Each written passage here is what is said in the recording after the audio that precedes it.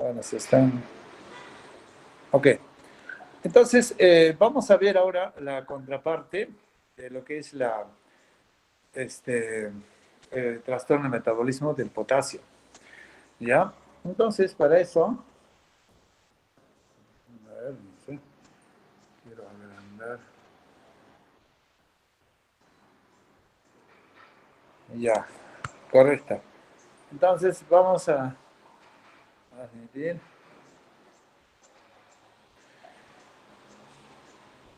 Entonces, el trastorno en déficit de este elemento, de este catión importante, se llama hipopotasemia o hipocalemia. Indistintamente, estos términos son valederos, ¿ya? Son valederos. ¿Ok? La siguiente.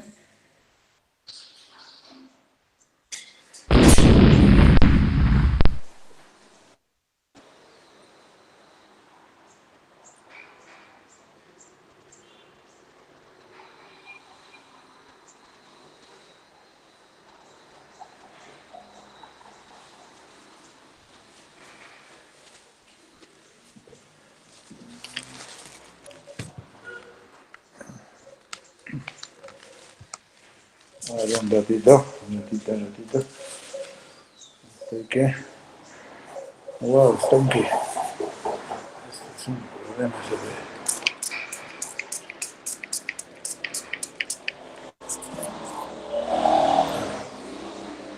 Muy bien. Entonces, la hipocalemia, siguiente, se define pues como la concentración de potasio sérico inferior a 3.5 miliequivalentes por litro, ¿ya?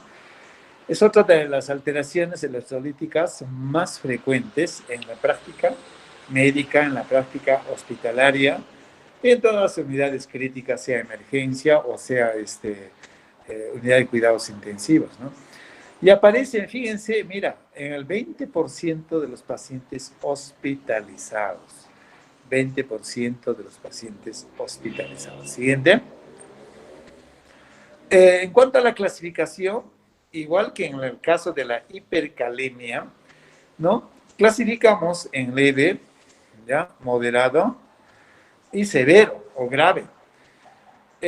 Se considera hipocalemia leve cuando las cifras están entre 3.5 a 3. No se olviden que las cifras normales van del rango de 3.5 hasta 5.5 miliequivalentes.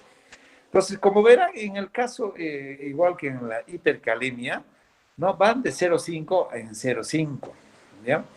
Aunque algunos autores ya recomiendan de que solamente la clasificación sea en leve y grave o severo, ¿no? Ya no la moderada, porque finalmente muchas veces por la confianza, ¿no? Que podría ocasionar esto, muchas veces puede cambiar muy drástica y rápidamente de leve a grave, ¿no? Igual pasa en las preeclampsias, no sé si ustedes habrán leído ya alguno de ellos a propósito de los casos que estamos discutiendo. Igualmente, ¿no? Las preeclampsias antes se clasificaban en leve, moderada, severa, ahora es leve o severa, nada más, ¿no? Entonces una leve puede convertirse en severa, porque una moderada te podría un poco traer a confusión y muchas veces hasta problemas, ¿no? Entonces, más o menos a la leve, está entre 3 a 5 a 3 y se da en un 5% de casos, ¿no? De hipocalemias. La moderada de 3 a 2.5, o sea, de 2.5 a 3 miliequivalentes por litro, que más o menos se presenta un 10%, y las severas o graves, menos de 2.5, ¿ya? Cuando están por menos de 2.5, ya consideramos hipocalemia o hipopotasemia severa, ¿correcto? Muy bien. Siguiente. Entonces, las causas pueden ser debidas a múltiples causas, ¿no? Tenemos primero el déficit en la dieta. Este es un problema, digamos, un poco habitual en los pacientes de adultos mayores, cuando la alimentación no es adecuada, no es balanceada. Y muchas veces estos pacientes ya ancianos, vamos a decir, o adultos mayores, presentan pues hipocalemias, ¿no? También puede deberse a la redistribución al espacio intracelular, o sea, todas las causas, todos los problemas que pueden hacer de que el potasio pueda ingresar dentro de la célula son causantes, ¿no? Y por último, por pérdidas, ¿no? Sean renales o extrarrenales. Renales, obviamente, ¿no es cierto?, por filtración o excreción del potasio, ¿no? Y extrarrenales, muchas veces, por ejemplo, por la vía digestiva, diarreas, vómitos, ¿no? Podría perderse el potasio. Entonces, estos son los grandes grupos que pueden ocasionar hipocalemia o hipopotasemia. Siguiente. Entonces, acá tenemos ya enumerado las causas, ¿no? La captación celular de potasio. Primeramente, siempre tenemos que, así como la hipercalemia, descartar una falsa hipopotasemia o hipocalemia, ¿no? Por ejemplo, en leucocitosis extremas, en bajo contenido en la ingesta, ya habíamos mencionado, la redistribución al espacio intracelular. ¿Qué cosas produciría que el potasio se ingrese dentro de la célula y obviamente baje, ¿no? La alcalosis metabólica, que ya habíamos mencionado, la estimulación beta-2 adrenérgica, fíjense, ¿no? El uso de estos estimulantes beta-adrenérgicos tipo salbutamol, fenoterol, esos podrían hacer que ingrese el potasio dentro de la célula. Y de hecho, cuando estamos en hipercalemia, ¿se acuerdan que utilizamos más bien esto, ¿no? Para disminuir el niveles de potasio. La insulina, ¿se acuerdan también de la insulina que utilizaban en la hipercalemia? Pero a ver, utiliza insulina en un paciente que no tiene hipercalemia, aparte de producirle hipoglicemia, vamos a producirles hipocalemia. La parálisis periódica familiar es otra causa. La proliferación celular, tanto en casos de leucemia, linfomas, tratamiento de anemias megaloblásticas, ¿no? Factor estimulante colonias, ¿no? La hipotermia, ¿no es cierto? La intoxicación por bario, teofilina y tolueno, tratamiento con, ¿no?, digitálicos, ¿no?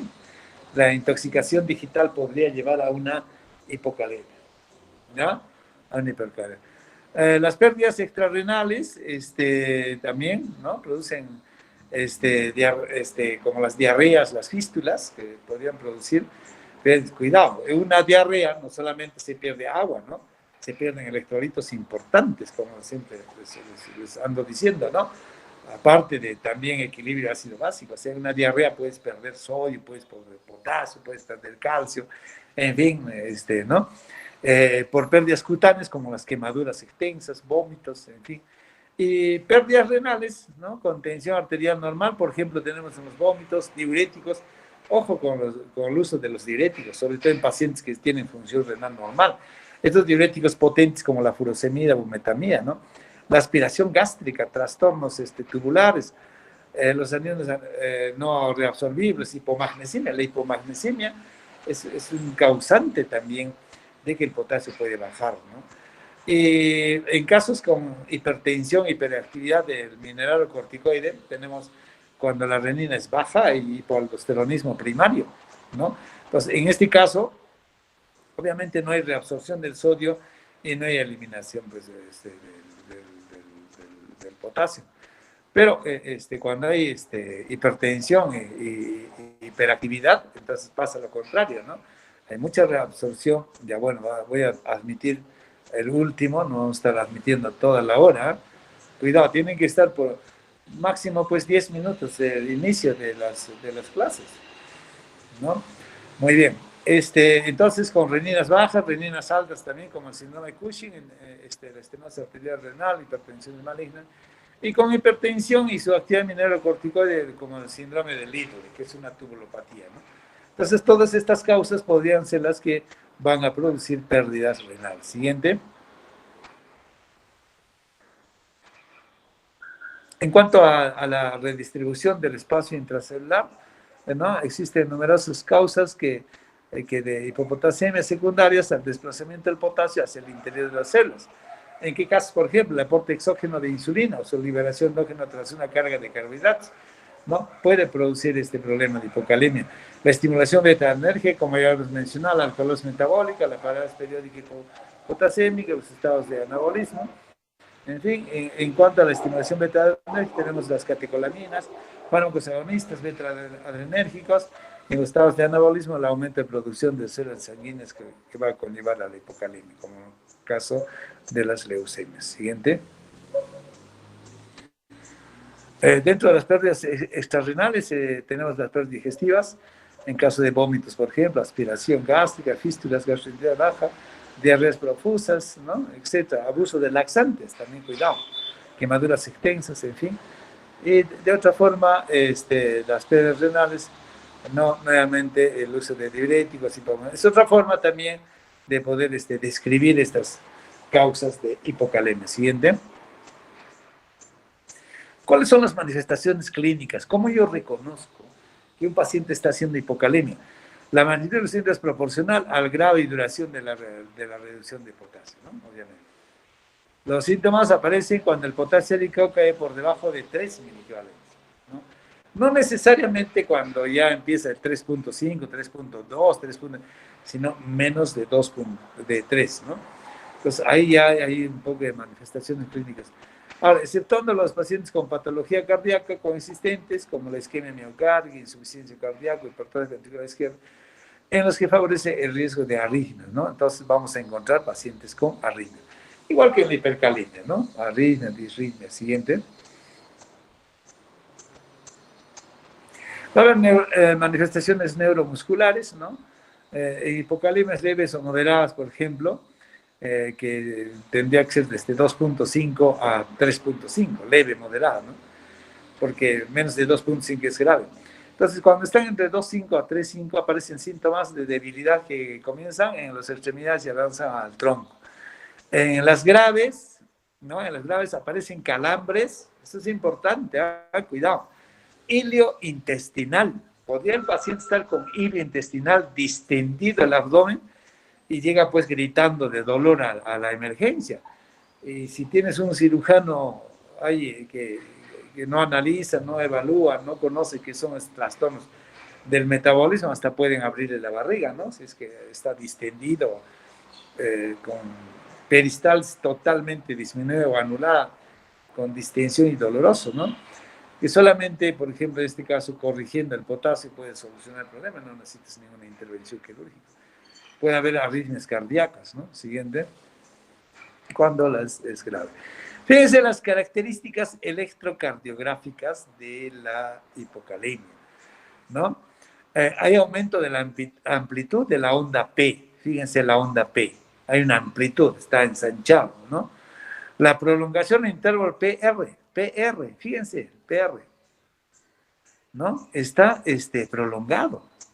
Si ustedes no miden, bueno, yo imagino ya están ya aprendiendo a evaluar electrocardiografías, cada segmento, cada amplitud, cada elevación tiene pues una vital importancia, pero primero tienen que conocer cuánto mide pues por ejemplo el segmento QRS, el segmento ST, etcétera. Pero en este caso ya encontramos que hay prolongación del PR, ¿no? Hay también prolongación aparente del intervalo QT, el QT estaría prolongado. Hay reducción de la amplitud de la onda T, reducción de la amplitud, fíjense, de la onda T, ¿no? Hay inversión inclusive de la onda T, o sea, se reduce la amplitud y muchas veces se puede invertir más bien, ¿se acuerdan? O sea, lo opuesto de la hipercalemia. En la hipercalemia, ¿qué pasa con la onda T? Ya muchos estarán recordando que es alta y picura, ¿no es cierto? Acá, mira, se ensancha más, hasta puede invertirse, ¿no? Entonces ahí, puede haber depresión del segmento ST, mira, fíjense, depresión del segmento ST. Y la aparición de una onda que normalmente no existe, que es la onda U, o existe. ¿Sí o no? No existe. Entonces, el diagrama normal del electrocardiograma, ¿no? Es la onda P, el complejo QRS, el segmento ST, y la onda T. Y ahí está explicado, ¿no? La función cardíaca del famoso Luftdruck, ¿no? Entonces, acá tenemos una descripción bastante completa desde el punto de vista electrocardiográfico de la época. Preguntas de examen de residentado médico. Yo les digo esto porque estas cositas pues pusieron, yo me acuerdo ahí, para entrar a la especialidad, ¿no? ¿Cuáles eran las características electrocardiacas de la hipercalemia? Y había pues ahí, elevación de la onda T, alta pico. ¿En qué patología electrolítica aparece la onda U patológica? Que no existe. Era en la hipocalemia, pues, ¿no? Entonces, así cito, pues, ¿no? Acá les traigo bien descrito para que ustedes nunca se olviden todas estas características electrocardiográficas de la hipocalemia. Siguiente. Acá está. Está todo lo que les estoy diciendo. Acá está más graficado, ¿no? Siguiente. Entonces, ¿cómo hacemos diagnóstico de hipocalemia? ¿No? Obviamente la historia clínica es muy importante para ver esto, ¿no? Entonces, tenemos que preguntar en la historia clínica muchas cosas, ¿no? ¿Desde cuándo está mal? ¿Qué molestias ha tenido? Doctor, estuve con diarrea, cuidado. ¿Desde cuándo está con diarrea? ¿Cuántas veces? ¿Cuánto de...? Etcétera, ¿no? Imagínate dentro de todo esto. O tal vez, bueno, alguna otra patología, ¿no? Que está recibiendo digitálicos porque tiene una insuficiencia cardíaca. Mira, de nuestra historia clínica no podríamos sacar tantas cosas, ¿no? Ejemplo, por ejemplo, la toma de fármacos. Doctor, el cardiólogo, ¿no? Me está dándome diurético como es la sigris, la furosemia. Uy, caracha, mira, no es el que se esté produciendo el problema, ¿no? Entonces, ¿qué es lo que tenemos que hacer? Aparte de hacer una buena historia clínica, hay que hacer un electrocardiograma, pues, ¿no? Ahora los equipitos de electrocardiógrafos existen pues en los centros ya de salud, entonces sí podemos hacer, ¿no? Hay que hacer un análisis de sangre con parámetros de bioquímica para ver cómo está la función renal, ¿no? La creatinina, cómo están los electrolitos, ¿no? El sodio, el potasio, el calcio, ¿no? Hay que hacer gasometría para valorar el estado ácido básico también, ¿no? No es que esté haciendo una alcalosis, está vomitando. Como el otro día el paciente, vomita y vomita y vomita, ¿no? ¿Y qué pasa? Cuando hay vómito, hay una alcalosis de tipo metabólico. Y cuando hay alcalosis, ¿no? Ay, caracha, estas cosas son terribles. Perdónenme, está entrando una llamada. Esperen un rato, esperen un rato.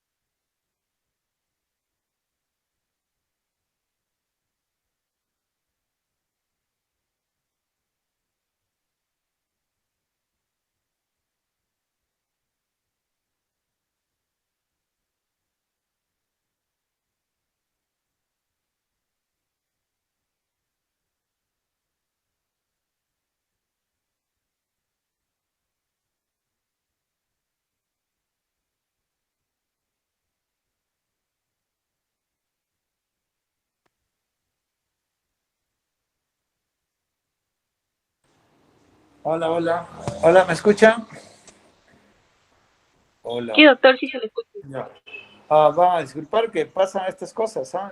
Que nosotros estamos trabajando y te llaman, que no sé qué, no sé cuánto van, ya se harán entender, están en clínicas ustedes, ¿no? Se supone que me están viendo con mandil, me están viendo con mascarilla, así que estoy trabajando y me llaman, etcétera, etcétera.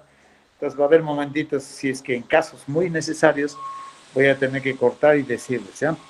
Muy bien, seguimos entonces. El diagnóstico entonces lo hacemos con una buena historia, hay que hacer un electrocardiograma, hay que analizar los electrolitos, hay que valorar el equilibrio ácido básico y también hay que hacer un análisis de la orina, ¿no? Electrolitos y también el pH, ¿no? Para ver más o menos o acercarnos hacia determinado diagnóstico que nosotros podríamos estar planteando. Siguiente. Muy bien. Entonces, ¿cómo hacemos el tratamiento? Ojo, ojito. ¿Ya? Como, acá les doy solamente ya las pautas así, así, ya, al grano, ¿no? Cosas que ustedes ya tienen que manejar desde ahora, ¿no? Entonces, si no tienen algún caso, por lo menos grábenselo o tomen nota, pues, cuando sean internos, a ustedes los van a molestar, es decir, señor, vaya a corregir el potasio, dice que está bajo, está con una hipocalemia, y vaya a hacerle retos de potasio. Si no sabes, aquí más preguntar. Al guachimán, seguramente, ¿no? Entonces, perdóneme un rato de nuevo.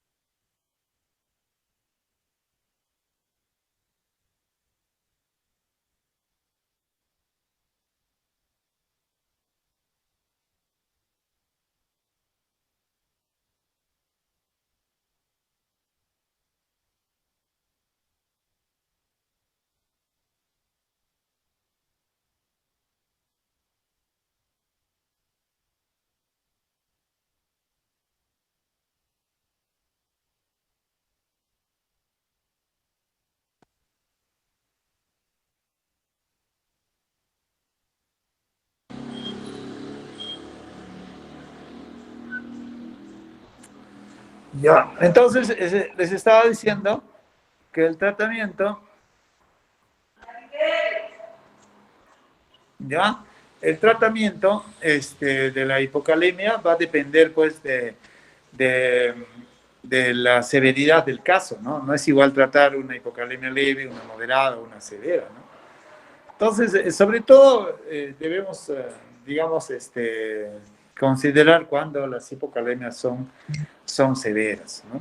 Cuando son hipocalemias leves, moderadas, muchas veces solamente con estos productos ricos en potasio, que les he dado ahí en la diapositiva, ¿no? A la diapositiva de hipercalemia, ahí les he puesto cuáles son los alimentos con alto valor de potasio, medianamente, o los que tienen poco potasio, ¿no? Entonces, solamente con alimentación, si es que el paciente pueda tolerar la vía oral, tranquilamente podríamos corregir las hipocalemias leves, ¿no? Moderadas inclusive, ¿no? Por ejemplo, las frutas, el plátano, los cítricos, bueno, en fin, las nueces, los frutos secos, ¿no? Las algas, ¿no? En fin, ¿no? Todos estos tienen pues potasio, ¿no? Pero el problema está en que cuando estamos con potasio sérico menor de 2,5, ahí viene el problema, ¿no? En estos casos estamos hablando de hipocalemia grave, severa. Acá ya tenemos alteración de la motilidad intestinal, lo que les decía, que puede llevar inclusive una distensión, un hilio paralítico del intestino, ¿no? Y estos pacientes llegan a la emergencia gritando de dolor, y si tienes un cirujano sabueso de esos terribles que ni siquiera evalúan bien a los pacientes, lo van a terminar operando al paciente cuando solamente era reponer el potasio, ¿no? Hay que tener mucho cuidado con estos pacientes. Por eso que un paciente que tiene dolor abdominal, un síndrome doloroso abdominal, primero tiene que pasar por el internista, el médico clínico. El clínico tiene que evaluar, tiene que decir, es un abdomen agudo, médico, es quirúrgico o es ginecostético, si es mujer, ¿no? Incluso hay dolores abdominales por problemas de ginecológicas, ¿no? O obstétricas. Entonces, el clínico, pues, es el filósofo ahí, ¿no?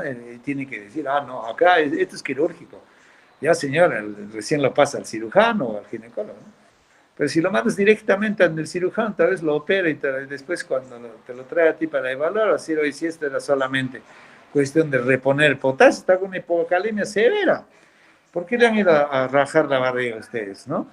Eso es lo que tenemos que ver. Entonces, cuando hay una hipocalemia severa, ¿no? Hay alteración de la motilidad intestinal, ¿no? Hay manifestaciones neuromusculares que habíamos visto, calambres, puede haber problemas de arritmias cardíacas, hay manifestaciones cardíacas, ¿no? Entonces, para incrementar un milivalente de potasio sérico se debe administrar por lo menos 100 milivalentes de potasio. 100 milivalentes de potasio. Si tú quieres subir, por ejemplo, de 2 de potasio que está a 3, tienes que administrar 100 miligramos más o menos. ¿Ya? Siguiente. Entonces, ¿cómo es de que nosotros hacemos? ¿Cuáles son las reglas generales a tener en cuenta para poder hacer la reposición del potasio, ¿no? Primero, no administrar soluciones endovenosas con mayor a 60 miligramos de potasio. O sea, nunca debemos nosotros administrar más de 2 ampollas de potasio, no más de 60 miligramos. ¿Correcto? Segunda regla, el ritmo de administración no debe superar los 30 miligramos por hora. ¿Me entienden? No debe superar, ¿no?, más de 30 miligramos por hora. Si ustedes me preguntan, doctor, ¿y cuáles son las presentaciones del potasio? Las presentaciones farmacéuticas en ampollas. Tenemos 2 presentaciones, una al 14,9% como cloruro de potasio y el otro es al 20% cloruro de potasio. Y vienen ampollitas de 10 mililitros, fíjense, 10 mililitros. Si usted me pregunta, la ampolla del 14,9%, ¿cuántos miligramos tiene un centímetro? Tiene 2 miligramos. Entonces, toda la ampolla, si tiene 10 centímetros, tendría 20 miligramos, ¿no es cierto? Entonces, yo podría dar en cualquier solución hasta 3 ampollas si fuera de 14,9%. No sé si me están entendiendo. Si no, digan, doctor, en un ratito, espere, a ver, ¿cómo es esto, no? ¿Ya? Y la otra presentación es el cloruro, en forma de cloruro de potasio al 20%, también de 10 mililitros de ampollita. Cada mililitro de esta ampollita tiene 2.7 miliequivalentes. Fíjense, 2.7. Y si tiene 10 mililitros, tendrá toda la ampollita 27. Y me están diciendo, no debes pasar 60. O sea, perfectamente yo podría dar 2 ampollas en el caso del 20%. Y en el caso del 14.9%, puedo dar hasta 3 ampollas para no pasarme los 60 miliequivalentes. ¿Ya? Ahora, se pueden usar en forma de retos esto, ¿ya? En forma de retos. Fíjense, ¿cómo es eso de en forma de retos? Reto significa cuánto tengo de potasio, le voy a dar tanto y después le hago un control y a cuánto he aumentado. Hoy sigue bajo. De nuevo le hago otro reto, le preparo la solución y de nuevo le hago el control y tal. Hoy falta todavía. De nuevo, eso es retar. ¿Ya? Entonces, el reto se debe hacer con cloruro de potasio al 20%, una ampollita. ¿Ya? Esto, ¿no? Esto lo pasamos, ¿no? Con cloruro de sodio. Acá vamos a corregir, ¿ya? ¿Ya? Cloruro de sodio al 9 por mil. ¿Ya? Al 9 por mil. 100 centímetros. 9 por mil no es cloruro de sodio al 20%. Al 9 por mil.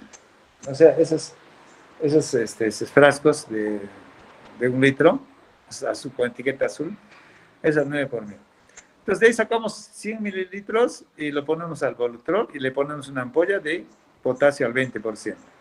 Eso lo pasamos en 1 hora. Eso es retar. Entonces le dice, jefa, pásamelo 1 hora esto.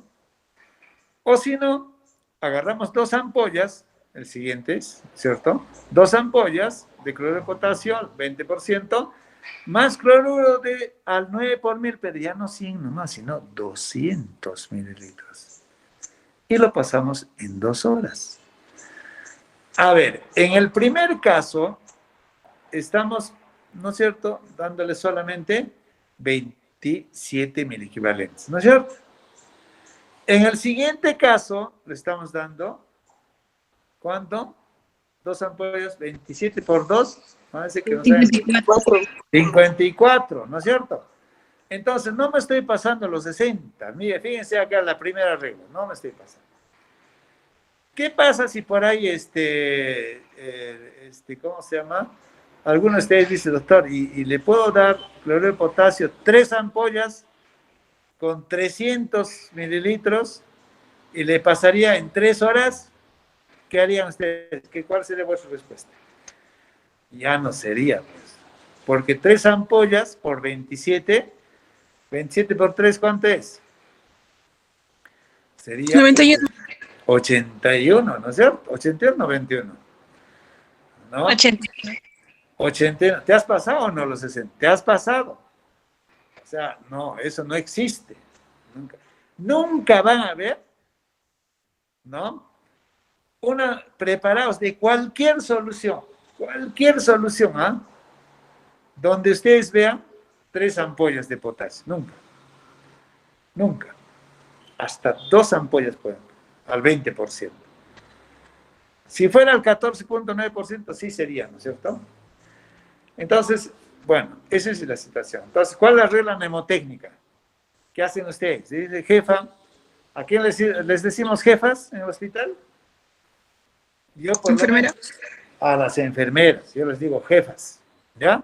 Otros le dicen licenciadas, ¿no es cierto? Pero para mí son las jefas, porque son pues como las mamás de la casa, están ahí, ellos son los que son dueños, digamos, y están con el paciente desde que ingresa hasta que sale mañana, tarde y noche, ¿no? Entonces para mí son las jefas. Entonces yo digo, jefa, prepárame un Volutrol de 100 mililitros, ¿sabes? Ese Volutrol, esos frasquitos chiquitos, 100 mililitros y pongo en potasio del 20%. Y me lo pasas en 1 hora, ¿ya? O si no, si ustedes deciden darle ya 200 centímetros, me lo paso en 2 horas. Es la regla mnemotécnica. ¿Correcto? Ahora, habíamos dicho que no A ver, pasa el siguiente, no sé si está dentro de las reglas. No, regresa. Acá faltan varias cosas, reglas generales, ¿ya? Una de ellas es de que nosotros no debemos pasarnos de 200 miliequivalentes en retos durante las 24 horas. ¿Está claro? No debemos pasarnos. Que más o menos 200 miliequivalentes serían, pues, ¿cuántas ampollas? 200 entre 27, ¿cuánto sería? Unas 6 o 7 ampollas máximo en el día, ¿no? O sea, le paso una, al rato le paso de nuevo y así voy sumando. Y no debo pasarme de 6 o 7 ampollas. Otra regla, tiene que ser diluido, diluido, diluido, diluido. ¿Ya? Como acá estamos poniendo, 100 en 200. O sea, si ustedes le pasan el cloruro de potasio así, en forma directa a la vena, ¿no? Es muy irritante, ¿verdad? Te puede producir una inflamación bien severa y bien dolorosa es. ¿Ya? Esa irritación vascular. ¿Correcto? Entonces, lo que tenemos que hacer es ponerle diluido. ¿Ya? Diluido. Y debe colocarse por una vía central. ¿A qué me estoy refiriendo? A que tenemos que ponerle un catéter en una vena gruesa, vía central. ¿Ya? Una vía central. Porque si ustedes le ponen por la vía periférica, donde está ahí la llavecita de esto, y le pasan, el paciente va a gritar de dolor. Y si es que no tienes una vía central, tendrás que ponerle con silocaína. O sea, le puedes agregar, ¿no? Uno hasta 2 centímetros, ¿no? Dentro del frasquito para evitar este dolor. Entonces, las otras reglas que debemos incluir acá, que deben ser diluidas, ¿no? Se debe poner por una vía central, ¿no? Y no más de 270 miliequivalentes. 270 miliequivalentes. ¿Qué eso significa? 10 ampollas. O sea, tú, Mari, que eres la delegada, cuando quieres retar a tu paciente, tú haces, yo en 24 horas no voy a pasarme más de 10 ampollas, ¿no? Ahora le puedo poner, siendo la 1 de la tarde, le voy a poner 2 ampollas, tal vez a las 4 de la tarde otra 1, a las 9 de la noche le pondré 2, y así hasta mañana 12 del día, no debo pasarme de 10 ampollas, ¿ya? O sea, más de 270 miligramos, creo que les dije 200, es 270 miligramos, o sea, 10 ampollas máximo. La pregunta es, ¿y por qué, doctor? Creo que ya les he explicado un poquito, pero van a ampliar, por eso me estoy dirigiendo a la delegada, porque la delegada va a preparar ese temita. ¿Por qué el potasio, ¿no? Debemos ponerle bien diluido por una vía central, por una vía gruesa, por una vena gruesa, generalmente que esté en el cuello, la yugular, la subclavio, y no por la periférica? ¿Y por qué no debo pasarme de 10 ampollas? ¿Qué pasa si le pongo 15, 20 ampollas? Eso la delegada nos los va a explicar bonito en la siguiente clase, ¿no? Unos 5 minutos. ¿Ya? Y el adjunto, ¿quién es el adjunto? El adjunto, tu adjunto. Presente, doctor. Presente, Ya. doctor. ¿Cómo te llamas, adjunto? Juan. Juan Diego. Juan Diego, sí. Juan Diego, ¿qué nos va a explicar? Para que todo sea bonito, pues nos expliquemos, porque no es cuestión de decir, ¿sabe qué tienen que hacer en la hipercalemia, Juan Diego? Lo primero de los primeros, ¿qué tienes que hacer? En la hipercalemia, mira, nos estamos yéndonos al otro extremo, ¿no? Lo primero de primeros, ¿qué tienes que hacer en la hipercalemia? Bajar el potasio, doctor. Bajar el potasio. Yo te lo bajo con bicarbonato, te lo bajo con diálisis, te bajo con insulina, pero me va a durar 10, 20 minutos, hasta mientras tu paciente ha hecho. ¿Qué ha hecho? Claro, Paro doctor. cardíaco. Entonces, delegado, ¿qué cosa tiene que hacer? Ponerle su gluconato de calcio. Gluconato de calcio. ¿Qué hace el gluconato de calcio? Evita el Evita paro, que el paciente haga paro. evita que haga paro cardíaco. Estabiliza membrana cardíaca. ¿No es cierto? Sí, ¿Sí o doctor. no? ¿Y qué cosa significa estabilizar membrana cardíaca? ¿Qué cosa tiene el gluconato de calcio? Caballo blanco de Napoleón, ¿qué tiene? Calcio. Calcio. ¿Y qué cosa hace el calcio para que la fibra cardíaca no se pare? Y siga estirándose, estirándose. Y siga latiendo el corazón. Esito, tu adjunto, nos va a explicar también qué cosa significa darle gluconato de calcio, estabilizar membrana, que dice de paso, actúa rápido, ¿no? 3 minutos, es el que actúa más rápido. Tú mira, en una hipercalemia, ¿no? Con que el corazón siga latiendo, muy bien, pero si hace paro, ya, pues ya fuiste, ya, y sácalo del paro, a ver, bien difícil. Y lo único que te va a quedar decir es de que, estaba viejito, ya, pues ya estaba viejito, no es viejito, los dos que no sabía. Entonces, nos va a explicar qué es lo que pasa con los, ¿no? Con todo lo que es la fisiología de la membrana cardíaca. ¿Se acuerdan? ¿No? La membrana de reposo, ¿no es cierto? En reposo, ¿qué es lo que pasa, no? ¿Sí o no? Entonces, en el reposo, después, ¿cómo es la onda? ¿Qué elementos actúan ahí? ¿No es cierto? ¿Tiene que ver mucho el calcio? Sí, tiene que ver mucho el calcio. El calcio te puede salvar la vida. Entonces, nos van a ilustrar muy bonito, la delegada y el delegado nos van a ilustrar bien bonito, ¿no? Primero, en lo que es esto que estamos diciendo, por qué diluimos, ¿no? ¿Por qué damos diluido? ¿Por qué damos por una vía central? ¿Y por qué no debemos pasarnos de una determinada cantidad de potasio en el día, 24 horas? ¿No? ¿Por qué no puedo darle una solución, por ejemplo, lo que le estoy diciendo, 3 ampollas de potasio? Ustedes seguramente nunca han visto en una esta, siempre una, ponle dextrosa con 2 hipersodios y un potasio, así dice, ¿no? 2, 1, 2, 2 puedes poner, pero más de 3. Entonces, eso nos van a explicar, ¿ya? Entonces, ahí nos van a hablar del potencial de membrana, potencial de reposo, eso el adjunto. Entonces, en otras palabras, ¿qué hace el gluconato de calcio para evitar el paro cardíaco en hipercalemia? Y la delegada nos va a explicar sobre esta situación, ¿ya? Entonces, estas reglas generales tienen que tomar en cuenta. Espero que ustedes como internos, como residentes, como médicos, ya no estén preguntando, oye, ¿cómo se reta el potasio? Tengo un paciente que tiene 1.8 de potasio. ¿Qué hago? ¿A quién le pregunto? Pucha, está uno de la UNSAJA, Juancito Quispe. ¿Cómo se hace? Pucha, ¿de dónde vienes tú, amiguito? Te van a decir, ¿no? Tú tienes que saber eso. Entonces ya te miran mal, pues. Claro, si son chicas, pues, por congraciarse los chicos, ven, te voy a enseñar, mira, así, las clases que hacía el doctor Nieto, yo me acuerdo.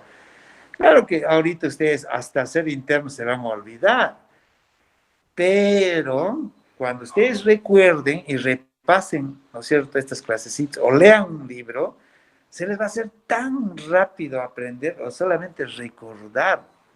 Ustedes van a ser unos tromes. ¿Por qué? Porque en su debido tiempo, ¿no?, se les impregnó en vuestras células nerviosas estos temas, ¿no?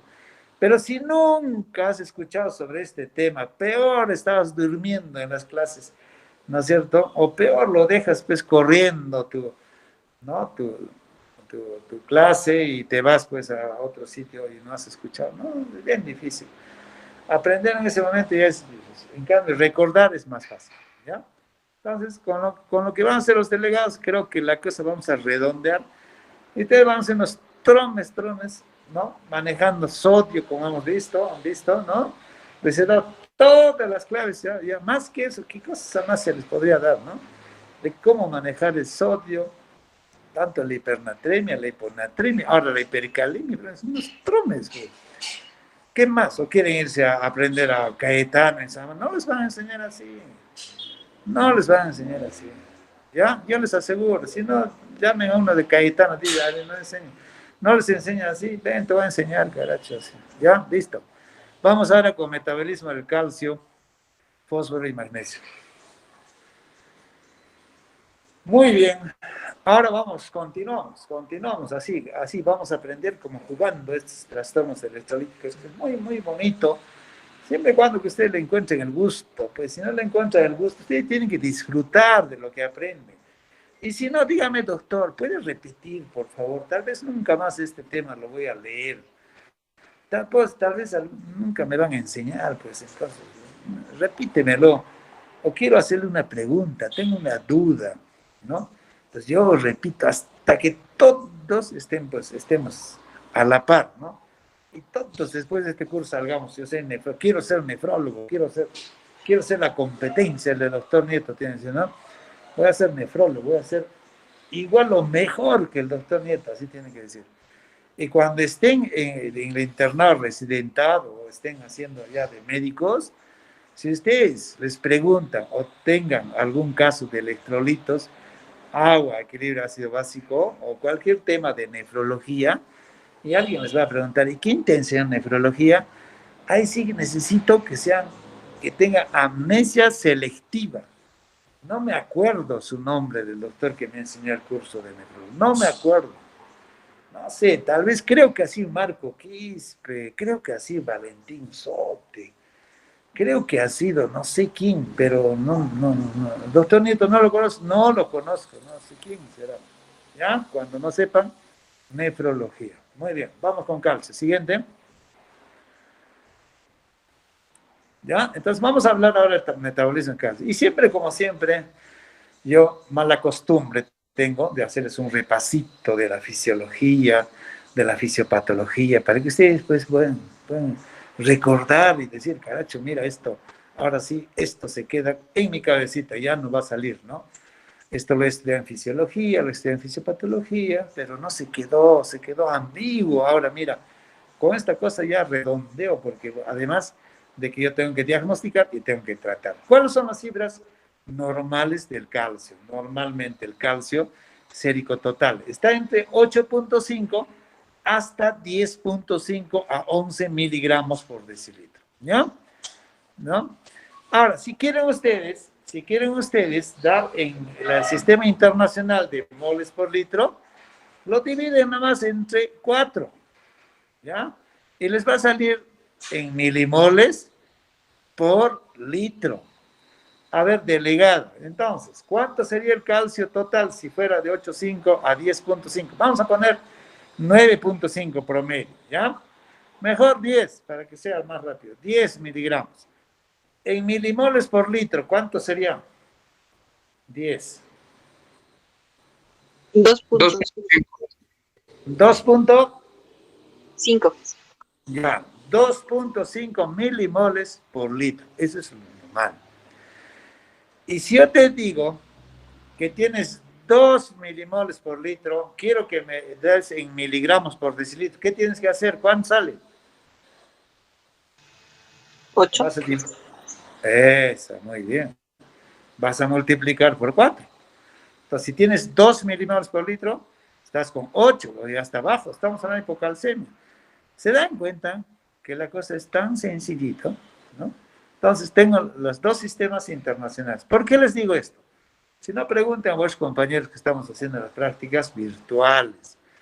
En el Hospital del Seguro Social a nivel nacional, o en la Seguridad Social, nosotros manejamos el sistema internacional. ¿Cuál es en moles por litro?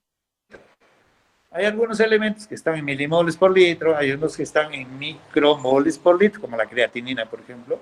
Otros están en milimoles por litro, como la urea, por ejemplo.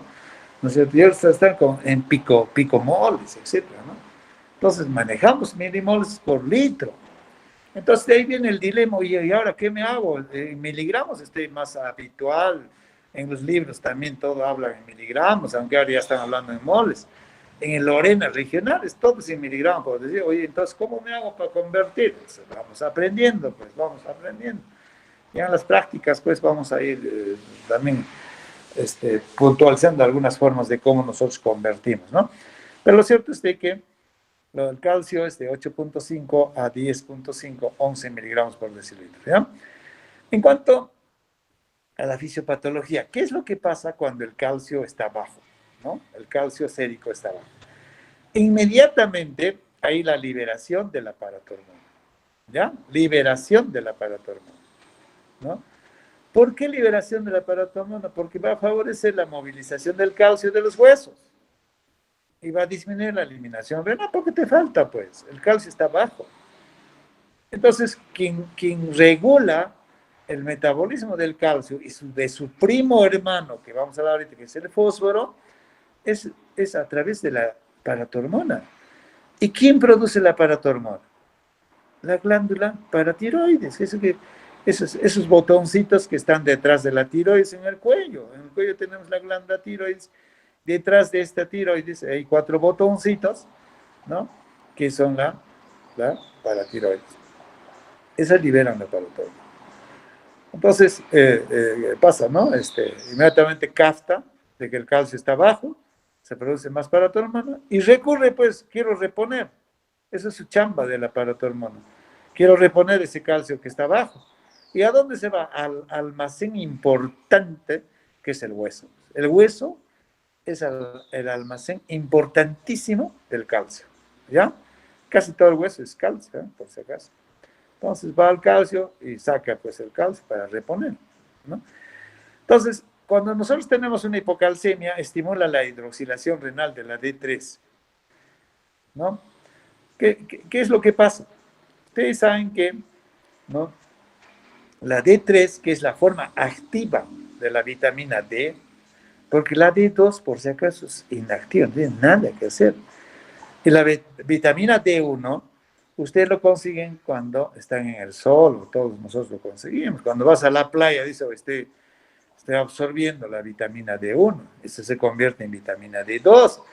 Pero la vitamina D2 es inerte, no tiene ninguna actividad. Para que tenga función la vitamina D, tiene que ir al riñón a hidroxilarse. Y ahí conseguimos, ¿se acuerdan? La 1,25 de dihidroxicolecalciferol. Y recién la vitamina D3 empieza a actuar. ¿Qué hace la vitamina D3? Lo que hace es absorber el calcio del intestino. Fíjense, la vitamina D3, o sea, la 1,25 de hidroxicolecalciferol.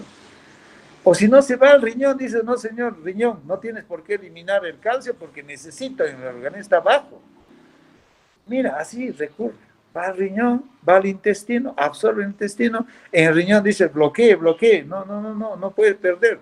Esa es la chamba de la vitamina D3. Y eso es lo que hace, pues, todo este mecanismo de regulación. Siguiente. Entonces, la pregunta es, ¿cómo nosotros en qué formas tenemos el calcio en nuestro organismo? El 40% está unido a las proteínas, fíjense, el 40%. ¿Y a qué proteínas? A la albúmina. A la albúmina, fíjense. Casi la mitad están unidos a las proteínas. El 5 a 10% forman compuestos con fosfatos y citratos. Y el otro 50% es el calcio iónico. 50% es el calcio iónico, que es el biológicamente activo. O sea, ¿qué nos interesaría a nosotros? El biológicamente activo, 50%. Si ustedes me han dicho que 2.5 milimoles por litro es el calcio total, el 50%, ¿cuánto sería? ¿Cuánto sería de 2.5? 1.25. 1.20. O sea, el calcio iónico es 1.25 milimoles por litro. ¿Por qué les estoy ahorita enfatizando esto? Cuando ustedes hacen dosaje de electrolitos, hacen dosaje de gases arteriales, electrolitos, hay una tira de papelito donde sale todito, el pH, bicarbonato, dentro del sodio, potasio, cloro, y abajito Ca con una I adelante. ¿Qué cosa está diciéndonos? Es el calcio y la I nos está diciendo que es el biológicamente activo. O sea, ese es el 50%. Y si me dicen que está el calcio, el I, el biológicamente en 0.8, entonces multiplico por 4, entonces estaría, ¿no? 0.8 por 4, ¿cuánto sería? 3,2. 3,2 miligramos por decilitro. ¿Y cuánto debería ser promedio? El biológicamente activo. Si es el 50%. 1.25 milimoles. Claro, pero en miligramos por decilitro,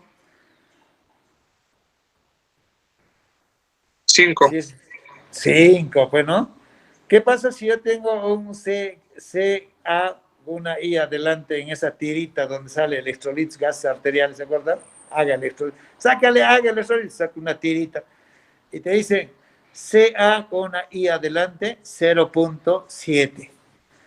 Se multiplico por 4, 4 por 7, 28, hoy 2.8 miligramos. Ah, no te pases, está con una hipocalcemia bárbara. Este paciente debe tener 5, ¿no? ¿Se dan cuenta? Entonces, eso es lo que nosotros debemos saber. Entonces, en esas formas, nosotros encontramos el calcio en nuestro organismo, circulando. Por otro lado, es importante saber que por cada descenso de 1 gramo de albúmina sérica, el calcio sérico disminuye 0.9 miligramos por decilitro. ¿Ah? Sin modificar el calcio iónico. Eso es importante. ¿Qué pasa si tienes un paciente con síndrome nefrótico y con una albúmina en el suelo? Cuando el suelo pues está muy bajo, ¿no? Entonces, ¿qué pasa si tenemos, a ver, 2.5 gramos de albúmina? ¿Cuánto debe ser normalmente la albúmina? 3.5 a 5.5, más o menos como el potasio, para que no se olvide. Gramos por decilitro. Entonces, la albúmina promedio debe estar en 4.5 gramos. ¿Qué pasa si yo tengo 2.5 gramos? ¿Cuántos gramos está faltándole para que sea el promedio? 2 gramos. Y si por cada gramo baja 0.9, ¿cuánto ha bajado de 4.5 a 2.5? 2 gramos. ¿No es cierto? Entonces, si por cada descenso de 1 gramo de albúmina sérica, el calcio sérico disminuye 0.9, ¿no? Por cada gramo, entonces, ¿cuánto ustedes creen que lo que nos está diciendo el calcio es tanto, va a ser real? Entonces, siempre cuando tengan el calcio, vean cómo está su albúmina, porque probablemente sea un falso, ¿no? Una falsa cifra lo que te está dando el laboratorio. Tú tienes que decir, por cada gramo debe bajar 0.9, ¿no? Ni hablar, ¿no? Si yo tengo, a ver, 2.5, debe bajar 1.8, ¿no? Entonces, decir, ese calcio, amigo, no es real. Es por su descenso del albúmina. Eso por un lado. Por otro lado, mira, fíjense, la alcalosis aumenta la fijación del calcio a la albúmina y desciende en este caso sí el calcio. En situaciones de alcalosis, entonces, aumenta la fijación del calcio al albúmina. Se incrementa. Entonces, también, en este caso, ¿no? El pH tiene que ver en los niveles del calcio. Esa es la situación. Entonces, siempre cuando evaluemos el calcio, veamos cómo están sus proteínas, la albúmina, y cómo está su pH, ¿no? Si está en alcalosis, está en ácido. Si está en alcalosis, vamos a ver que el calcio, ¿no? Se va a fijar mucho más a la albúmina, ¿no? Que es 40% en realidad. Pero cuando está en alcalosis, se fija mucho más, ¿no? ¿Ok? Ahora, existe una verdadera hipocalcemia con calcio sérico menor de A4. Mira, ¿eh? ¿Cuánto hemos dicho que es normal? Promedio 10, 9, 5, 10, ¿no? Recién cuando baja por debajo de 4 miligramos, existe una verdadera hipocalcemia, y eso es cierto. La sintomatología, muchas veces recién cuando está en esas cifras, recién se manifiesta, así como el sodio. Ya les he dicho, el sodio, por ejemplo, el 130, 128, 125 es normal, pero a veces el paciente está tranquilo, despierto, no hay problema, pero cuando está por debajo de 120, recién se manifiesta floridamente. Eso pasa exactamente con la hipocalcemia. Cuando está por debajo de 4 o 5, ¿no? Ahí también se manifiesta floridamente la hipocalcemia. Siguiente. ¿Cuáles son las causas de la hipocalcemia? Acá tenemos el déficit de aporte de calcio desde el hueso o intestino. Ya saben que el hueso es el almacén importante del calcio. El 97% de lo que es el hueso es calcio, ¿no? Y también el intestino. Es un aporte importante, ¿no? Pero el intestino, gracias a que tenemos, que se reabsorbe, gracias a la vitamina D3, ¿se acuerdan? Muy bien. Entonces, cuando hay problemas de absorción, cuando hay problemas de déficit, ¿no es cierto? Vamos a tener hipocalcemia. El hipoparatiroidismo, obviamente, va a producir hipocalcemia, ¿no? Y esta puede ser por quirúrgica, muchas veces cuando se opera, pues, las tiroides, muchas veces la paratiroides hay que operar, hay que sacarlos, ¿no? O la irradiación, infiltración, causas idiopáticas, como el síndrome poliganglionar, glandular, digo, autoinmune, candidiasis mucocutánea. La hipomagnesemia, fíjense la hipomagnesemia, vayan ya captando, ¿eh? Cuando el magnesio baja, puede bajar el potasio, puede bajar el calcio, o sea, se lo baja todo. Dice, oye, ¿por qué está bajo todo? ¿Te das cuenta? O el potasio, el calcio, el fósforo, más. Oye, ¿no será que el magnesio está bajo? Repone el magnesio, se solucionó todo. Siempre hay que tener en cuenta eso. Pero también la hipermagnesemia, pero más la hipomagnesemia. Enfermos críticos como la sepsis, grandes quemados, resistencia hacia la paratormona. Eso es cuando hay hipoparatiroidismo. Cuando hay deficiencia de vitamina D, ya hemos dicho, ¿no es cierto? La vitamina D es muy importante para que haya calcio, ¿no? También. Por ejemplo, ahora pues ustedes están sufriendo, no van a la playa, pues entonces van a tener deficiencia de vitamina D, porque desde ahí captamos, ¿no? Supongo que estarán saliendo siquiera al parque a tomar sol, ¿no? a proveerse un poco de vitamina D, aunque sea a través de la cara, pues ¿qué vamos a hacer? ¿No? Quemarse la cara, ¿no? Entonces, ¿no? La deficiencia de vitamina D también puede llevar a hipocalcemia, hemos dicho por qué, ¿no? Dietas de insolación insuficientes, síndromes malabsortivos, ¿no? Hay síndromes, ¿no? O sea, tú puedes tener buena vitamina D3, pero que si hay un problema de malabsorción, y ustedes van a estudiar eso, el síndrome de malabsorción intestinal, es todo un síndrome, ¿no? Cirugías de tracto digestivo superior, insuficiencia renal, ¿no? Hay hipocalcemia, síndrome nefrótico, hipocalcemia, ya hemos dicho ya, ¿no?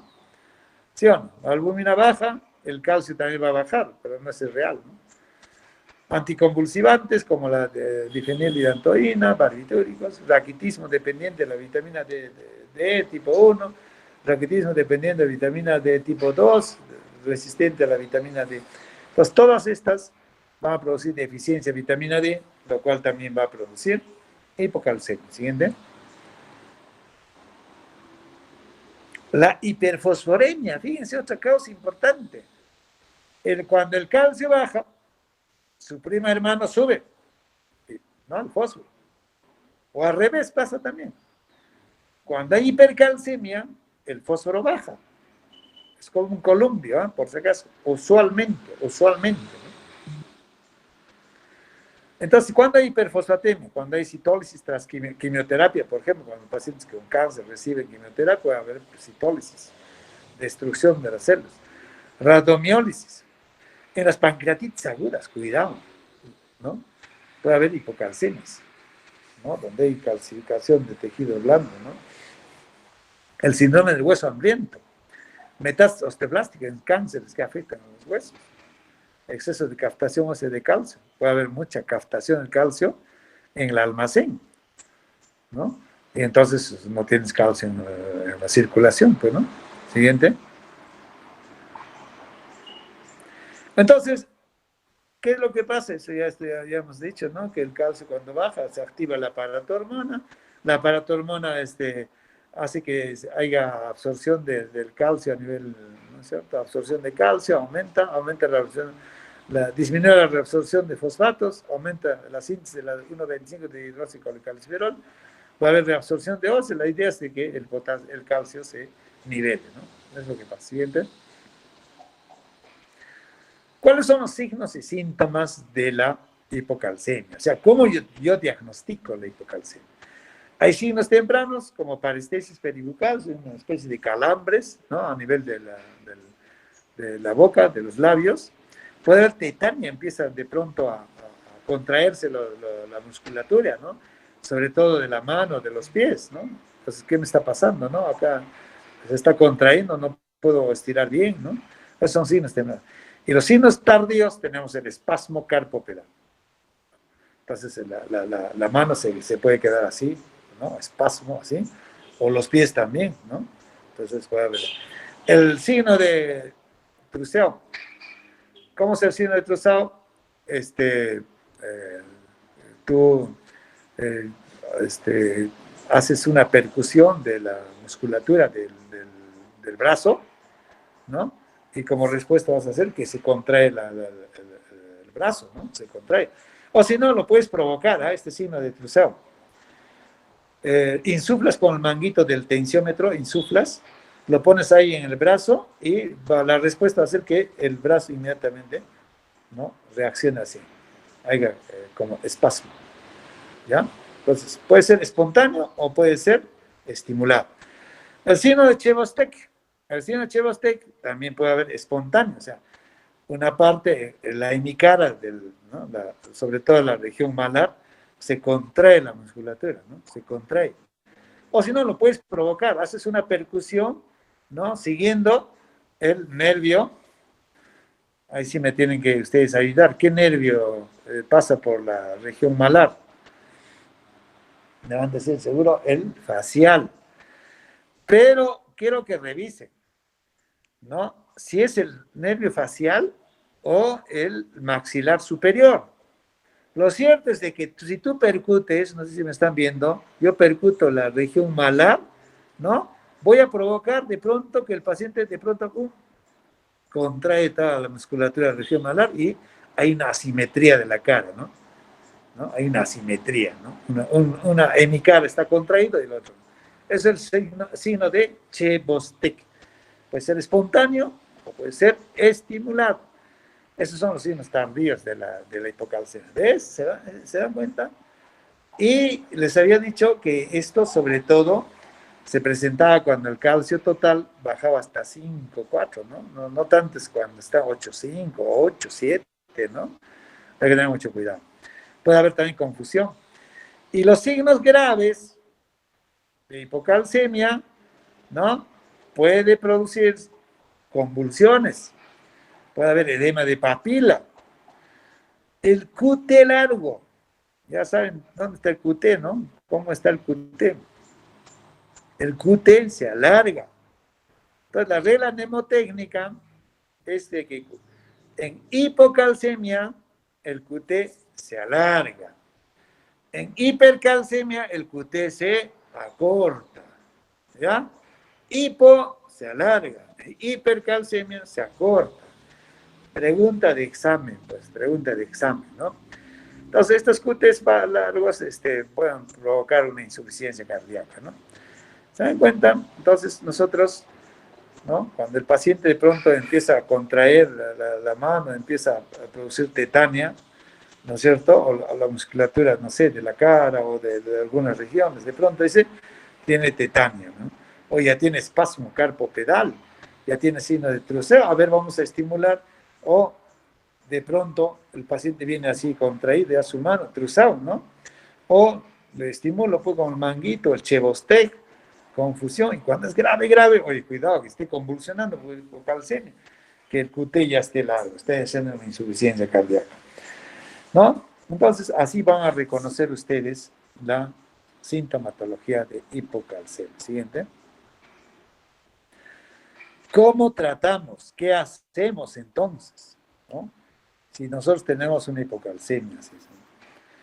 Entonces, cuando la hipocalcemia es sintomática, o sea, hemos dicho que ya es a partir de la mitad de 5 para abajo, ¿no? Sobre todo, ¿no? Vamos a preparar el gluconato de calcio, ¿ya?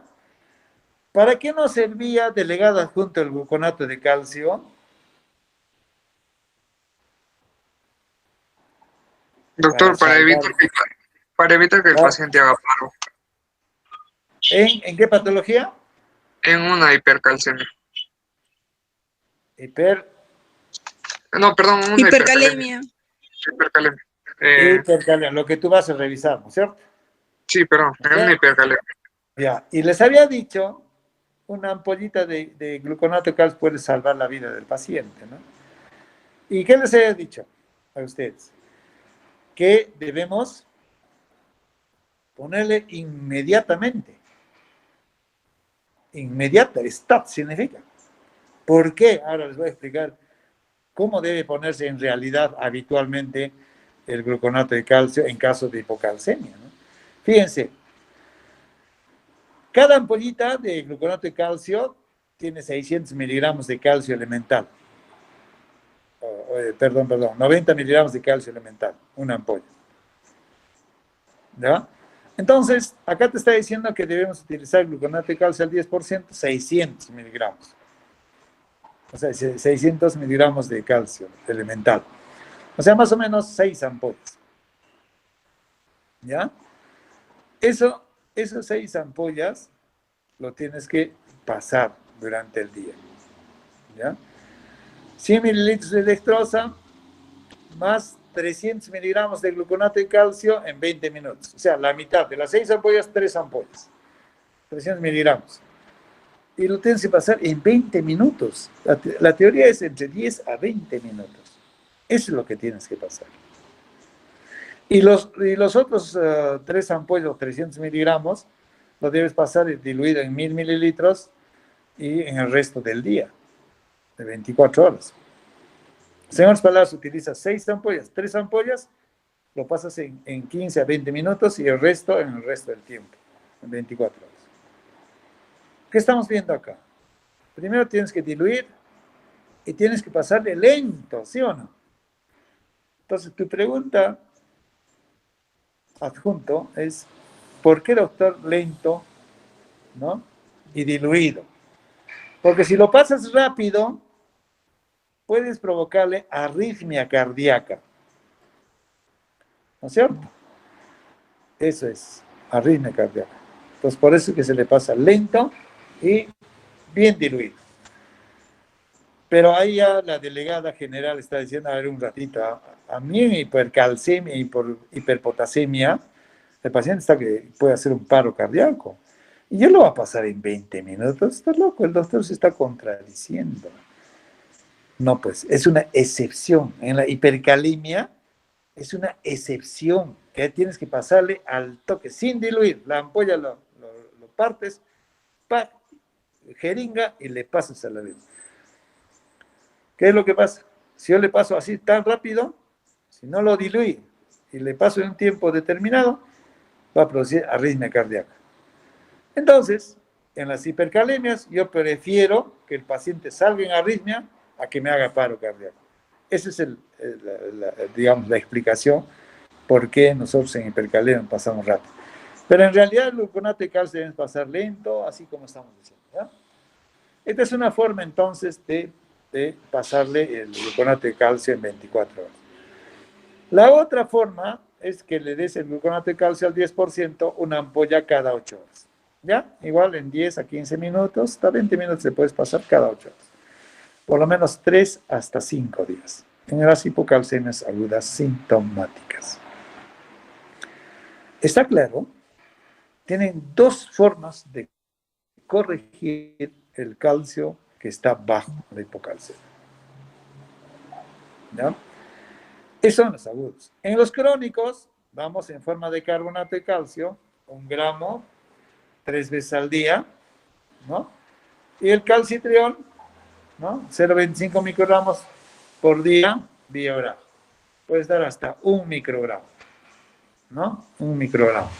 Que vienen ampollas y vienen tablitas. Esos son los crónicos. Nosotros se habrán dado cuenta en todos los pacientes casi crónicos que se dializan o están ya en cronicidad, les damos el carbonato de calcio, el citrato de calcio, ya les reponemos porque hacen hipocalcemia. Tienen que recibir por mucho tiempo. ¿Ya? Eso entonces en relación a la hipocalcemia. Entonces espero que ustedes estén tomando nota para poder aprender de cómo nosotros hacemos el diagnóstico y cómo tratamos. ¿Ya? Siguiente. ¿Qué pasa cuando estamos frente a una hipercalcemia? O sea, por encima de 11 miligramos. Por encima de 11 miligramos. ¿Ya? Por encima de 11 miligramos. Acá lo ponen 11.5. 11 miligramos. ¿Ya? Entonces, ¿no? Se considera hipercalcemia grave aquellas con concentraciones mayores de 15 miligramos por ciento, constituyéndose una emergencia. Con valores mayores de 15 a 18 existe un gran riesgo de coma y paro cardíaco. Fíjense, cuidado. Más de 15 a 18, paro cardíaco. Siguiente. ¿Cuáles son las causas que producen hipercalcemia? El aumento de la reabsorción, pasa lo contrario. Acá empieza a reabsorberse el calcio. ¿En qué casos? Cuando hay hiperparatiroidismo primario y secundario, tumores malignos, hipertiroidismo, inmovilización, cuando son pacientes postrados, en otros con hipervitaminas A, ácido retinoico. Otro grupo que causa hipercalcemia, tenemos el aumento de la absorción intestinal del calcio, la ingesta de calcio elevado, una secreción disminuida. En la insuficiencia renal crónica también podría haber el síndrome de leche álcali, hipervitaminas D, con el uso derivado de vitamina D, granulomatosis, como la sarcoidosis y otras, y el linfoma maligno. Y otras causas de hipercalcemia tenemos fármacos como el litio, las tiazidas, tiaurina, insuficiencia renal aguda por la domiólisis, insuficiencia adrenal, feocromocitoma, hipercalcemia, ¿no? Hipocalciúrico familiar e hiperparatiroidismo grave. De estas, al siguiente, regresa, de estas causas que estamos acá indicando, el 90%, eso también que queda en cifra, ahorita les voy a preguntar, no sé aquí, el 90% de hipercalcemias es debido a tumores malignos y el hiperparatiroidismo. O sea, si yo tengo hipercalcemia, sobre todo cuando está por encima de 15, tienes que ser mal pensado, ¿no? Pues que el paciente tiene un cáncer maligno, ¿no? O es hiperparatiroidismo, más del 90%. ¿Está claro? Eso, así tenemos que pensar. Puede producirse por las otras cosas, ¿no? Por ejemplo, los pacientes psiquiátricos toman litio, bueno, en fin, pues no, feocromocitoma, puede ser, pero tenemos que pensar siempre en lo más frecuente, ¿ya? Entonces, eso queda clarito. Siguiente. ¿Cuáles son los signos y síntomas agudos de la hipercalcemia? Anorexia, náusea, vómitos, poliuria, el paciente orina mucho, polidipsia, convulsiones, puede haber omnibulización, coma, insuficiencia renal progresiva, ¿no? por nefropatía por depósito de calcio, hipertensión arterial severas, y el QT corto. ¿Se acuerdan de la hipocalcemia? QT largo. Acá, QT corto. Hipo largo, hiper corto. Esa es la regla mnemotécnica. ¿Ya? Siguiente.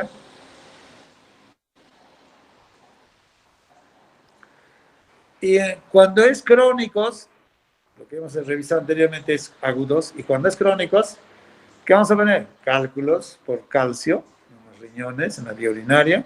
Puede haber nefrocalcinosis, sobre todo en niños.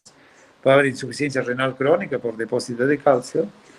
Bueno, mi batería se está yendo. Úlcera péptica, pancreatitis, queratopatía en banda, nefropatía tubular intersticial, calcificación de viscerales. ¿Ya? Eso va a pasar cuando hay hipercalcemia. Siguiente. ¿Cómo hacemos diagnóstico, ¿no?, de hipercalcemia? Obviamente, como siempre les digo, ¿no?, la historia clínica es un instrumento muy valioso para poder nosotros, ¿no?, para poder nosotros hacer diagnósticos ¿cómo se llama? Espera un ratito, voy a... Batería, se me está yendo.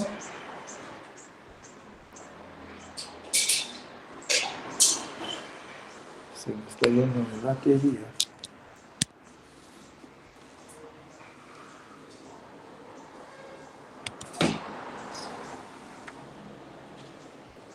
Bueno.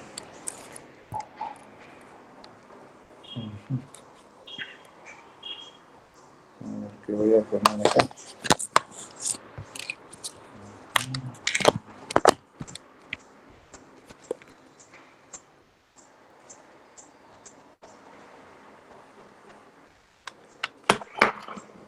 Estoy con mi celular que no se horizontaliza.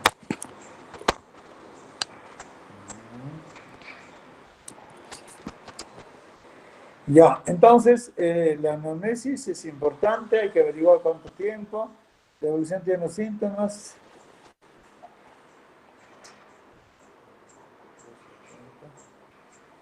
¿No? Si hay antecedentes de litiasis renal, si hay litiasis, diré pues crónico, ¿no? Si hay signos clínicos de causas raras de hipercalcemia, signos de impregnación, dolores óseos, fracturas patológicas, cuando hay hipercalcemia, ¿no? Hay calcificación de vasos sanguíneos, en fin. Examen físico, el estado de hidratación, hay que ver cómo está su condición hemodinámica, estado de conciencia, presencia de dolor, calcificación de partes blandas. Siguiente. Laboratorio tenemos que hacer dosajes de calcio total, calcio iónico, fósforo, albúmina. Ya hemos dicho, ¿no?, que tiene que ver mucho la albúmina. Hay que hacer haga electrolitos, gases arteriales también, hemos dicho, hemograma. Hay que dosar el aparato hormona, vitamina D. ¿Entienden? En imágenes, definitivamente, todo lo que significa imágenes para poder diagnosticar tumores, ¿no? Desde una radiografía simple de abdomen, tenemos que utilizar, dependiendo de las necesidades, carcinomas, mediastínicas o cánceres en otras partes, ultrasonografía, tomografía, resonancia magnética, ¿se acuerdan? Gamografía renal, como medicina nuclear, etcétera, dependiendo, ¿no?, de que nosotros estemos sospechando de un cáncer, si es maligno, ¿no?, sobre todo maligno, ¿no?, más del 90% que pueden producir hipercalcemia. Siguiente. Electrocardiogramas, igualmente, ¿no? Los cambios que se producen en electrocardiogramas, problemas de la conducción, etcétera, ¿no? El QT ya hemos dicho que es una característica importante. Siguiente. En cuanto al tratamiento, fíjense, los objetivos que nosotros debemos plantearnos cuando tratamos a un paciente con hipercalcemia son 4 objetivos. Primero, hay que hidratar al paciente, ¿no? Hay que hidratar severamente al paciente. Luego, aumentar la eliminación del calcio por la orina. Hay que inhibir la reabsorción ósea del calcio, ¿no? ¿Por qué? Porque estamos en hipercalcemia, tenemos que bloquear la reabsorción, que no haya reabsorción ósea, porque si no, pues, vamos a seguir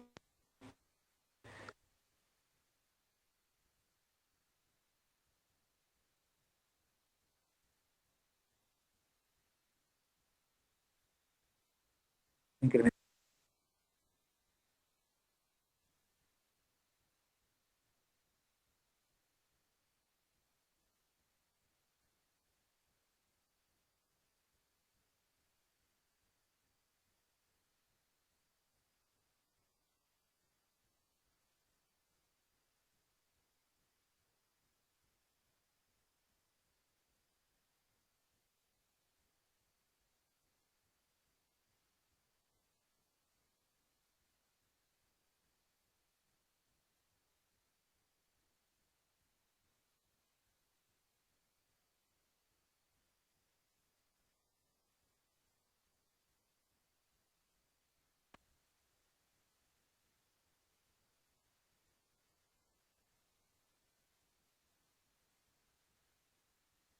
les estaba diciendo de que hay que hidratar al paciente, ¿no? Aumentar la eliminación del calcio por la orina, inhibir la reabsorción ósea del calcio. Hay que tratar la enfermedad de base, ¿no? ¿Cuál es la causa que está produciendo el problema? Siguiente. ¿Cómo hidratamos al paciente? Cloruro de sodio 9 por mil, 3 hasta 6 litros en 24 horas, imagínate. Esto va a aumentar la excreción del calcio, va a incrementar el filtrado glomerular, disminuir la absorción tubular del sodio y calcio, ¿no? El otro objetivo es aumentar la eliminación del calcio por la orina. Para eso tenemos que utilizar diuréticos potentes como la furosemida, ¿no? La furosemida, 200 miligramos por día en forma de bomba. El tercer objetivo es inhibir, obviamente, la reabsorción, o sea, no salgas calcio del hueso, pues, ¿no? Está de más, ¿para qué va a seguir reabsorbiendo? Hay que bloquear la reabsorción ósea del calcio. Para eso utilizamos bifosfonatos, como el pamidronato, 90 nanogramos por día endovenoso, el clordronato, 1500 a 2000 nanogramos por día vía oral, la mitramicina, 25 microgramos por kilo bolo en 4 horas, la calcitonina, 4 unidades por kilo, 2 veces al día subcutáneo o intramuscular. Con estos medicamentos nosotros bloqueamos, ¿no? Bloqueamos la reabsorción del calcio. No necesitamos, estamos en abundancia de calcio, ¿no? Tenemos que bloquear. Siguiente. Y la dexametasona podemos utilizar en casos especiales como hipercalcemias por linfoma, tuberculosis o sarcoidosis, ¿no? Se da 4 miligramos 3 veces al día endovenoso. Podemos utilizar inclusive la hemodiálisis, ¿eh? Para remover el calcio, ¿no? Para tiroidectomía de emergencia podemos hacer, obviamente, dietas ricas, pobres, mejor dicho, en calcio, ¿no? Como la leche, ¿no? Entonces, la movilización del paciente. Y cuarto objetivo es tratar la enfermedad de base. Si es un cáncer, habrá que tratar el cáncer, ¿no? Ese es el asunto. ¿Ya? Siguiente.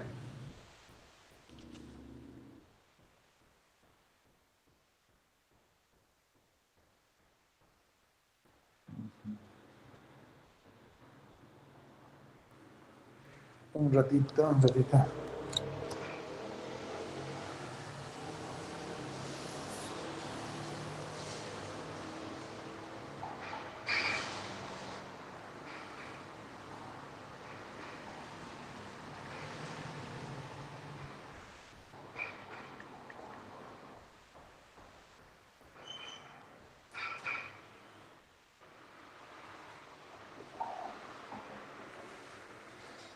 Ya. Entonces vamos a ver ahora trastornos del fósforo. ¿Ya? Trastornos del fósforo. Como siempre, mi mala costumbre es decirles qué hace el fósforo, para qué sirve, qué hace en nuestro organismo. ¿No es cierto? ¿Cuáles son las funciones que cumple el fósforo, ¿no? En nuestro organismo? Entonces, ¿qué es lo que pasa? ¿No? Las funciones más importantes, pues, es a nivel intracelular. ¿Qué hace? Forma parte estructural del núcleo, de las nucleoproteínas, ¿eh? Es un regulador enzimático. Es un mediador de respuesta celular a través de la AMP. Es un captador de energía a través del ADP, ATP. Es un regulador de la liberación de oxígeno por la hemoglobina. Es un regulador de la actividad de las 2,3-difosfoglicerato intraeritrocitario. Es un regulador del metabolismo del calcio, paratormona y vitamina D. Fíjense entonces las funciones tan vitales que cumple, ¿no? En lo que es la oxigenación, en lo que es en el aspecto enzimático, es un catalizador enzimático. O sea, si no tienes fósforo, pues imagínate, todo es parte estructural de muchas componentes importantes de la célula, ¿no? Como las nucleoproteínas. ¿Se dan cuenta? Entonces cumple funciones tan importantes en nuestro organismo. Entonces ya sabrán ya, si nos falta fósforo, ¿qué puede pasar? Que ya sabrán ya, si nos falta o que nos sobre fósforo, ¿qué va a pasar? Siguiente. ¿Cómo se regula el fósforo? A través de la paratormona, ya habíamos dicho, ¿no? La paratormona regula a los dos primos hermanos, al calcio y al fósforo. Y esta aparato a través de la hormona paratiroidea, ¿no? ¿Y qué hace la paratormona? Disminuye la absorción intestinal del fósforo, incrementa la excreción renal del fósforo, incrementa la remodelación ósea. El otro factor regulador es la vitamina D, incrementa la absorción intestinal del fósforo, incrementa la reabsorción renal del fósforo, incrementa la reabsorción ósea del fósforo. Siguiente. Ok, entonces ya sabemos, ¿no?, qué funciones cumple y cómo se regula. Ahora veamos qué pasa cuando hay hipofosfatemia. Se define hipofosfatemia cuando está por debajo de 2.7 miligramos por decilitro. Normalmente el fósforo está en 2.7 a 4.5 miligramos por decilitro. O sea, menos de la mitad del calcio. Ni siquiera para decir regla mnemotécnica. El fósforo generalmente es la mitad del calcio, no, es mucho menos, ¿no? 2.7 a 4.5. Entonces, cuando está por debajo de 2.7 miligramos, se habla de una hipofosfatemia, ¿no? Entonces, puede disminuir el fósforo plasmático sin que disminuya el fósforo corporal total por paso de fosfatos al compartimiento intracelular y al hueso. Que dicho sea paso, el fósforo es mucho más intracelular. ¿Has visto que no todas las funciones que cumple dentro de la célula, ¿no? En el plasma se encuentra en forma de fosfatos. Y solo el 15% va ligado a las proteínas. ¿Se dan cuenta? Solo el 15%. Quiere decir entonces, si yo tengo un paciente desnutrido con una albúmina baja, súper baja, ¿no es cierto?, no vamos a tener mucho problema con el fósforo porque no está ligado a las proteínas. Siguiente. ¿Cuáles son las causas de hipofosfatemia? Entrada de fósforo al interior de las células, obviamente, ¿no? Acá, ¿en qué casos vamos a tener que el fósforo se meta dentro de la célula? En sobrecarga de hidratos de carbono, recuperación nutricional, alcalosis respiratoria, remodelación ósea en síndrome de hueso hambriento y también como pérdidas renales de fósforo, ¿no?, en caso de hiperparatiroidismo, raquitismo hipofosfatémico familiar, síndrome de Fanconi, hipomagnesemia, posttrasplantar. ¿Ya? Entonces, en estos casos vamos a obtener hipocalcemia, hipofosfatemia. Siguiente. También por pérdidas digestivas, mala absorción, ingesta excesiva de antiácidos, ¿no?, y algunos mecanismos mixtos como el alcoholismo. El alcoholismo puede producir hipofosfatemia, síndrome de abstinencia, acidosis diabética, administración de sueros glucosados, ¿no? Siguiente. ¿Cuáles son las manifestaciones clínicas de la hipofosfatemia? Mira, fíjense, igual que casi en todos los elementos, los electrolitos, no da precisamente justo cuando está en el borde en la y empieza a bajar fósforo, ¿eh? O sea, en este caso sería el borde de 2.7, ¿no? Si no, ya la manifestación se da cuando está por debajo de 1.5. ¿Se dan cuenta? Entonces, ¿qué es lo que pasa a nivel hematológico? Habíamos dicho que tiene que ver mucho con la oxigenación, ¿no? Entonces, hay dificultad de eliminación del oxígeno por eritrocito. Puede haber hemólisis, puede haber inestabilidad de la membrana eritrocitaria por déficit de ATP, disfunción plaquetaria, alteración de la función fagocítica por los neutrófilos. Fíjense, todo esto a nivel hematológico. A nivel neuromuscular puede haber miopatías, debilidad muscular, insuficiencia respiratoria, rhabdomiólisis, insuficiencia cardíaca. Siguiente. A nivel del sistema nervioso central, encefalopatía metabólica, puede haber irritabilidad, convulsiones, puede llegar a coma, ¿no? Puede haber trastornos neurológicos bien severos. Síndrome similar al Guillain-Barré, o sea, la parálisis progresiva, ¿no?, de miembros inferiores y así, ¿no? Y cuando es crónico, la hipofosfatemia, puede haber osteomalacia. ¿Ya? Siguiente. ¿Cómo tratamos una hipofosfatemia? Fíjense, ¿cómo tratamos? La administración de fosfatos debe ser por vía oral, siempre que se pueda, ¿no? Suficiente muchas veces, ¿no?, la ingesta de leche. La leche es rico en fósforo. Rico en fósforo, ¿no? En casos severos, acá sí, podemos dar el fosfato de potasio, fosfocalio, como fosfocalio, es la forma como se vende. 2.5 miligramos por kilo en 100 centímetros, con cloruro al 9 por mil, cada 6 horas podemos repetir. Fosfato de sodio, 30 mililitros 3 veces al día, y hay que monitorizar el fósforo sérico. Eso en casos severos. Siguiente. ¿Qué pasa en el lado opuesto o cuando estamos frente a una hiperfosfatemia? El fósforo es un elemento mayoritariamente, entonces lo hemos dicho, ¿no es cierto?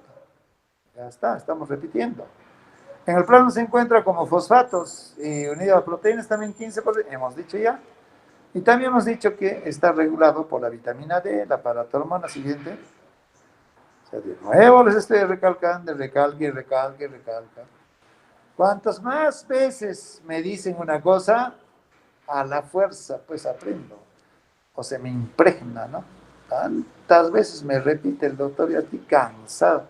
En fisiología, dale. Fisiopatología, dale. Ahora encima, caracho, soy capaz de decirle, doctor, ya pues es cosa, ya no repasemos. Se supone que nosotros sabemos todo eso. Vayamos al grano de frente, vamos al diagnóstico tratamiento. Si quieren, podemos hacer eso, ¿eh? De frente nos vamos al grano. Ok, entonces, ¿cuándo se dice que hay hiperfosfatemia? Cuando el fósforo es mayor a 4.5. ¿Se acuerdan que era 2.7 a 4.5? Entonces, cuando está por encima de 4.5, estamos en una hiperfosfatemia.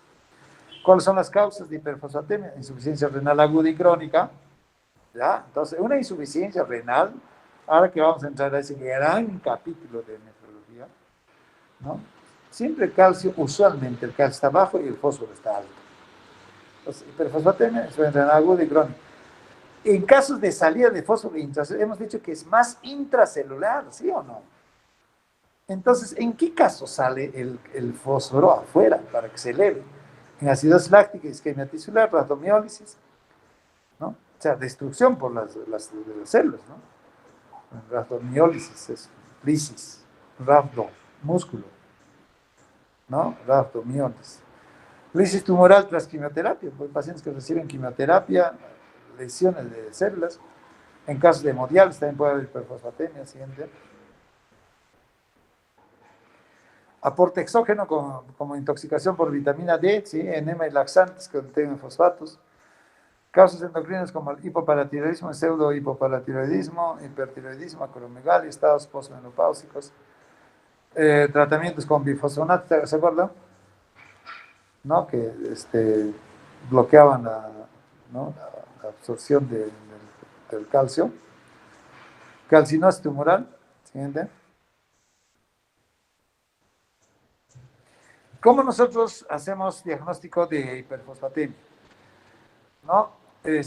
Vamos a ver, ya hemos dicho, el fósforo se eleva, el calcio baja, su primo hermano, ¿no es cierto? Entonces, si hay hipocalcemia, vamos a ver formación compuesta de fosfato con cálcico, inhibe la paratormona sobre el hueso. Cuando hay aumento agudo de fósforo plasmático, a ver, en caso de lisis tumoral, por ejemplo, puede haber insuficiencia renal aguda por depósitos tubulares, ¿no? A nivel de corazón, puede haber arritmia y paro cardíaco, ¿no? Siguiente. Puede haber calcificaciones metastásicas, como en el caso de insuficiencia renal crónica. Insuficiencia renal crónica avanzada produce hiperparatiroidismo secundario, que va a provocar hipocalcemia, aumento de resistencia de hueso a la paratormona, disminución de síntesis de calcitriol, estímulos sobre las glándulas paratiroides. Siguiente. ¿Y cómo tratamos la hiperfosfatemia? Aumento de eliminación con diuresis forzada, 3 a 6 litros, igual que la hipercalcemia, igualito acá. Pero si hay insuficiencia renal, ya diálisis. La diálisis. Y en crónicos, tenemos que utilizar quelantes. Quelar significa bloquear la absorción del fósforo. ¿Mediante qué? ¿No? Tenemos los quelantes como el acetato de calcio, carbonato de calcio o el hidróxido de aluminio. Pero ahora ya no se utiliza el hidróxido de aluminio. ¿Dónde está el hidróxido de aluminio? Es antiácido, ¿no? ¿Se acuerdan? Antes se utilizaba eso para quelar el fósforo a los pacientes renales. Ahora ya no. Nosotros utilizamos acetato de calcio, carbonato, citrato de calcio, ¿no? Eso en los casos crónicos. Pero en los casos agudos hay que hidratarlos bien severamente, hasta 6 litros. Y si tienen insuficiencia renal hay que dializarlos, ¿no? Siguiente.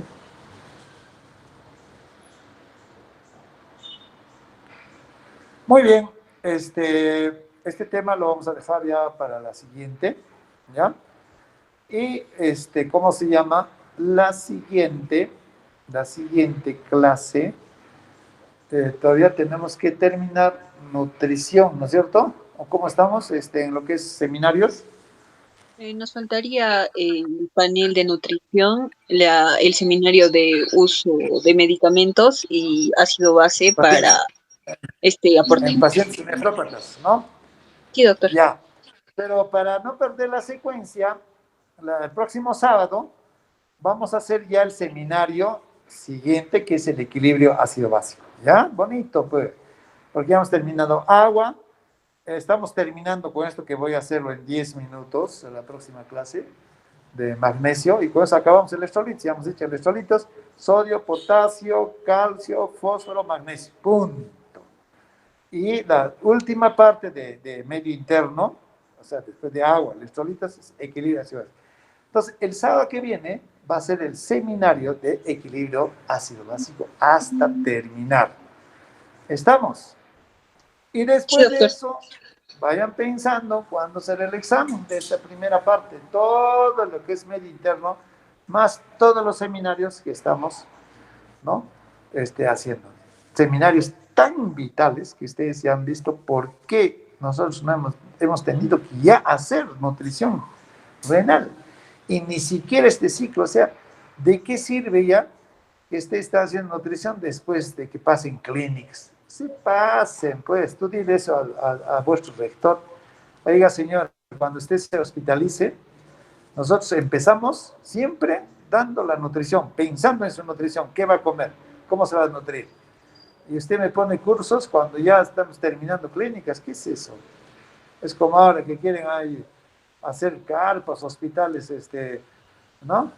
Hospitales, ¿cómo se llaman estos? Volantes, kioscos, carpas, cuando está pasando la pandemia, no puede ser, pues, tiene que ser en debido momento, ¿no? Entonces, felizmente ya hemos hecho eso, hemos salvado ya eso. Después, imagenología también, ¿no? Para diagnosticar, necesitamos, porque ahorita nosotros somos clínicos, diagnosticamos y tratamos, ¿no? Y obviamente ahora vamos a ver cómo debemos utilizar los medicamentos en pacientes nefrópatas, ¿no? Será igual recibir un medicamento o administrar un medicamento a un paciente que está lleno de agua, hecho una bola, el señor está hinchado, está en anasarca.